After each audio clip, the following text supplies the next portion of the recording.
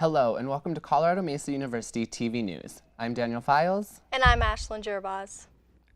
As classes quickly breach upon midterms, students also have the chance to make their vote count. Election day is around the corner, and our candidates were hard at work with the first presidential debate taking place just last week. According to NBC, of the viewers who watched, 52% of likely voters believe Hillary Clinton can claim the win. Donald Trump starting off the debate season subpar, with 20% of users choosing him as the first debate winner. Also listed was the 26% of viewers who felt that neither candidate accomplished a win. Although the first debate is over, candidates still have a few weeks left to gain popularity and show America why they're the best option to vote for. Colorado Mesa University continues to grow, and the newest addition coming to campus is a social research center. The goal of the new research center is to be a regional resource with an impact felt statewide. And the first project for the center was a collaboration with CMU, Rocky Mountain PBS, and Franklin and Marshall College in Pennsylvania. Together they have created the CMU RMPBS poll tracking Coloradans' opinions on public affairs, politics, as well as the current election. Here for more information about the poll results are the members of CMU's Political Science Club. Rocky Mountain PBS and Colorado Mesa University's Social Research Center partnered with the Center for Opinion Research at Franklin and Marshall College to conduct a poll of voters in Colorado for the upcoming election. The poll was conducted September 14th through the 18th. Questions covered the presidential and U.S. Senate races, as well as ballot initiatives and amendments to the Colorado State Constitution. The findings showed Democrat nominee Hillary Clinton ahead of Republican nominee Donald Trump among likely voters in Colorado, with a 44% to 35% margin. That margin shrinks 41% to 34% when Libertarian Gary Johnson and Green Party nominee Jill Stein are included. This poll has a plus or minus 6.3% sample error for likely voters. Though neither major party candidate is especially popular, registered voters find Trump less favorable than Clinton. Trump leads among non-college educated whites, fundamentalist Christians, and those who rate President Obama's job performance as only fair or poor. Trump has a strong showing in the northeast, south, and central regions of the state. Clinton, on the other hand, leads among college-educated whites, non-whites, and women with support in the west and Denver regions of Colorado. The poll also shows incumbent Senator Michael Bennet leading his Republican opponent, Darrell Glenn, 45% to 32%. Unlike Clinton and Trump, Bennet is considered more favorable than unfavorable, and a majority of voters rate his job performance as excellent or good. Glenn's favorability and unfavorability ratings were close to even, though many voters feel as though they do not know enough about him. 4 state ballot issues were included in the survey. Proposition 106, which would legalize medical aid in dying, is supported by 70% of registered voters. Amendment 69, which would set up statewide health care, is the most opposed, garnering only 30% support. Amendment 70, which would raise the state minimum wage, is supported by 58% of registered voters, while Amendment 71, which would restrict the amendment process, is supported by 52%. This has been a Colorado Mesa University Political Science Moment, where we make sense of Colorado politics. Colorado Mesa University's Associated Student Government is sparking quite a controversy with a new bill being proposed at the last 2 meetings with the Allocations Committee and the Senate. The bill suggests pay cuts collectively totaling $11,500 and the cutting and merging of office positions. The pushback from different organizations and attendants left the room in high intensity and heated discussion. The bill has not yet passed. However, at the end of the meeting last week, ASG President Josh Dillinger was able to persuade a majority support by the end. James and the Giant Peach opens up at the Moss Performing Arts Center Robinson Theater this Friday, October 6th. The cast and crew have worked tirelessly throughout the semester to recreate Roald Dahl's classic children's novel. Staff and student rush tickets are only $5 a person and can be purchased the day or evening of the show. Non-rush tickets go for $7 a student, $20 for adults, and $16 for seniors. The show will open at 7:30 on October 6th, but that won't be your only chance to see it. There are also 2 matinee showings on October 2nd and 8th, and those go on at 2 p.m. Continuing on the stage next week is fraternity Kappa Sigma, recently pairing up with a local drag entertainment group alongside Colorado Mesa University's Gay Straight Alliance. Kappa Sigma president James Smith Allen plans to help raise money for Moji, a local support group for marginalized orientation, gender identity, and intersex people. The event is scheduled to be at Barron's Bar here in Grand Junction on October 12th. It will be an 18-plus venue, cover fee to apply at the door, and the festivities will start promptly at 9 p.m. that evening. This has been a fantastic semester so far, with more exciting news to come next week. Thank you for tuning in to Colorado Mesa University TV. We leave you now with the first Keeping Up with Foster of the semester.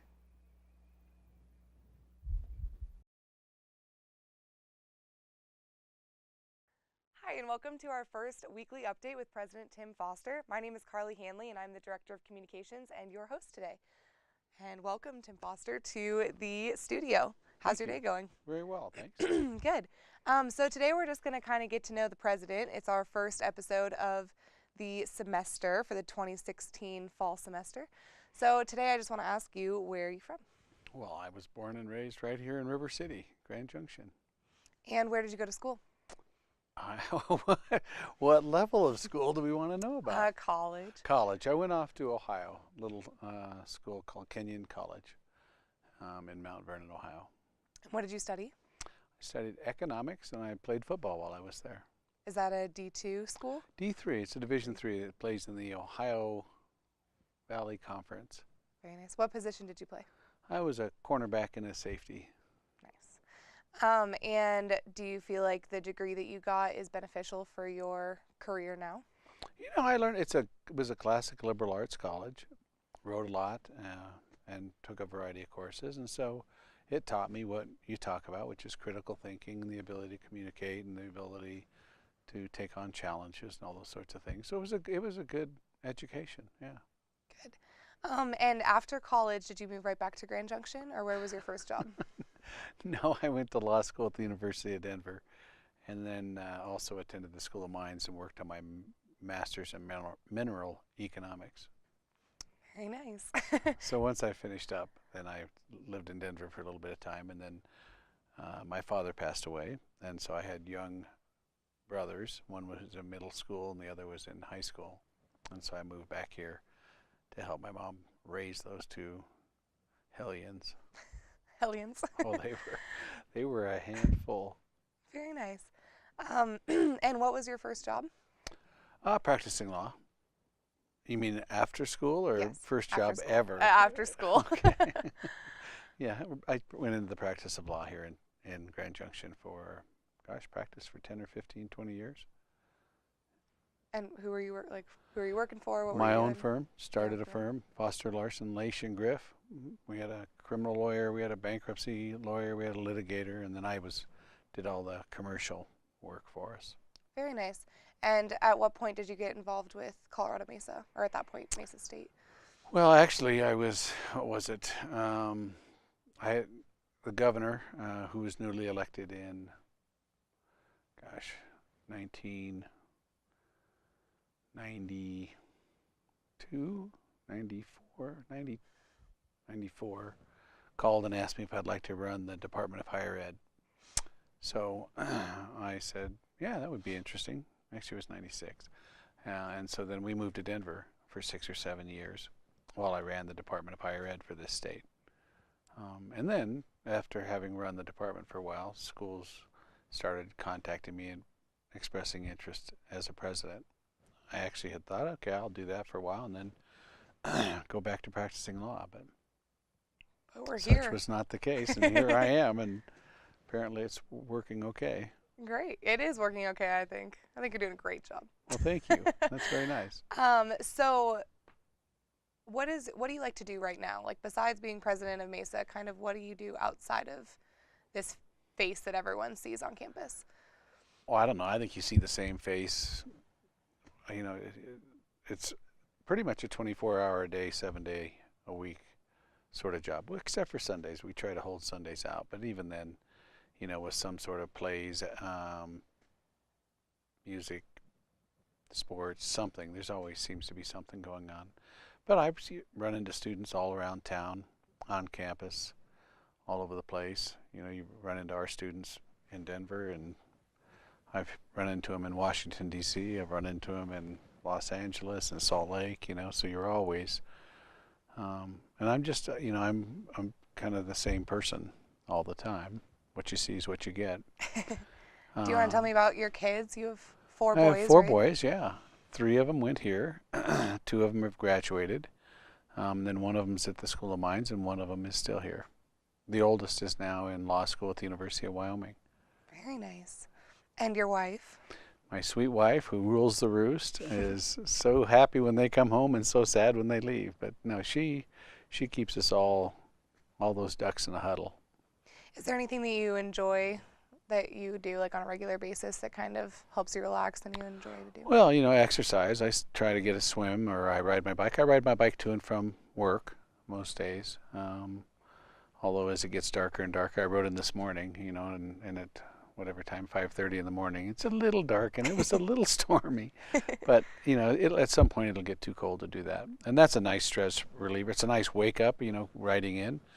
And it's a nice stress reliever riding out. But swimming, and then skiing in the winter. And my wife doesn't let me play soccer, those sorts of sports anymore.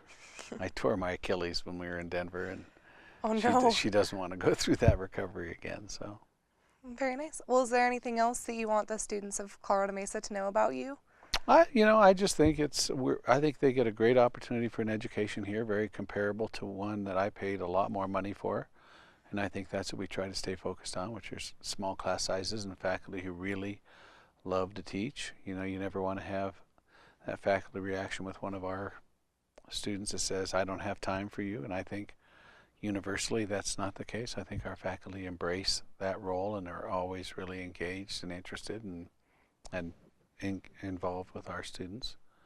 So I would say take advantage of the opportunity, right? Great.